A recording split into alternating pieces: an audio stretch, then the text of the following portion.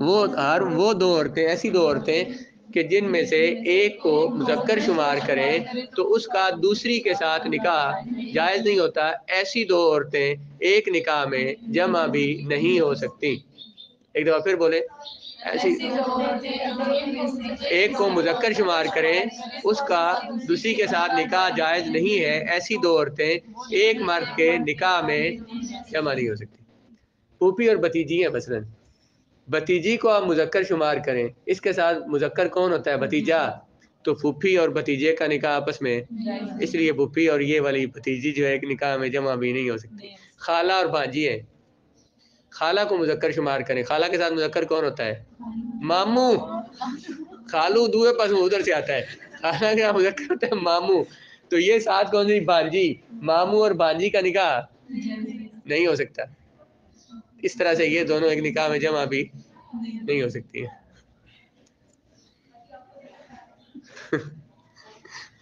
کوئی نہیں سمجھ آئی؟ نہیں جمع کر سکتا، یہ قانون ہے اس طرح کا، نہیں جمع کر سکتا دو عورتوں کو کہ اگر ہو ایک ان دونوں میں سے مرد تو ناجائز ہو اس کا نکاح دوسری کے ساتھ۔ کہاں پڑھ رہا ہوں؟ کہاں تک؟ پچھلے صفحے تھے ہم مردے ہو، آگے پہنچے ہو کدھر ہے؟ اچھا ولا باس بان یجمع بین امرات و ابنۃ زوج کان لها من قبل، یہ ہو سکتا ہے کہ ایک عورت اور اس کے زوج کی بیٹی، اس کے پہلے زوج کی بیٹی، یہ ایک بندے کے نکاح میں جمع ہو سکتی ہے۔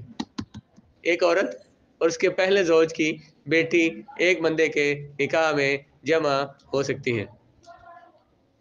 اس کی ذرا صورت تھوڑی سی مشکل ہے، مشکل کو نہیں، بس تھوڑا دماغ استعمال کرنا ہے۔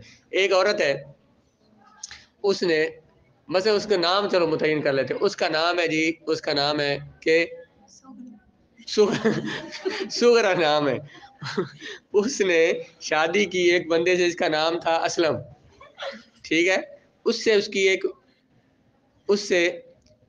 ایک بیٹی ہوئی، اس اسلم صاحب کی ایک بیٹی ہوئی، تو وہ جو سغرا تھی وہ مر گئی، اس نے دوسری سے نکاح کیا، اس کا نام تھا کبرا، ٹھیک ہے، اس سے نکاح کیا، اس کی ایک بیٹی تھی پہلے سے، کبرا سے اس نے نکاح کیا، کبرا کو اس نے دے دی طلاق، تے او آپ ہی مر گیا مثلا، یہ بیٹی اس اسلم صاحب کی جو سغرا سے بیٹی تھی وہ، اور یہ جو ہے اس کی کبرا کی جو اس کی بیوی ہے، ان کسی اور بندے سے اس کبرا نے نکاح کیا، کبری نے نکاح کیا کسی اور بندے سے، اس کا نام تھا اکرم، اس سے نکاح کیا، یہ اس اکرم سے نکاح کیا، اور وہ جو اس کے زوج کی اس کبرا کے زوج کی دوسری بیوی سے جو بیٹی تھی وہ بھی اس کیا نام ہے اس کا، اکرم صاحب سے نکاح کر سکتی ہے۔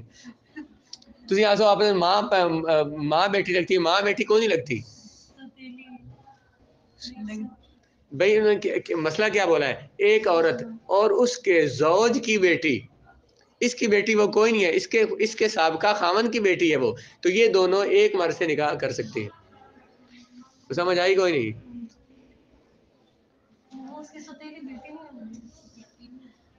وہ ہم کہنے کی بیٹی ہے، منہ بولی بیٹی سے سمجھو کہہ سکتے ہیں، حقیقت میں اس کی بیٹی کوئی نہیں۔ ایک عورت اور اس کے پہلے خاوند کی بیٹی دونوں ایک بندے کے کسی اور بندے کے نکاح میں جمع ہو سکتی ہیں۔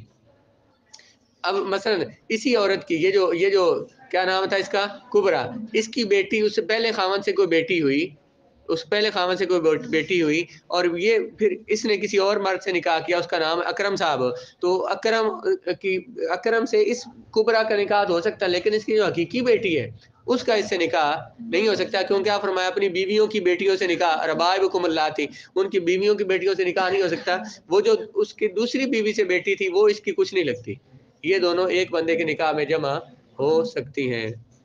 سمجھ آ گئی؟ اچھا، نہیں ہے حرج کہ بندہ جمع کرے اپنی بیوی کو، بین امراتین، ایک عورت کو اور اس کے زوج کی بیٹی کو، ایسا زوج جو اس کا پہلے تھا۔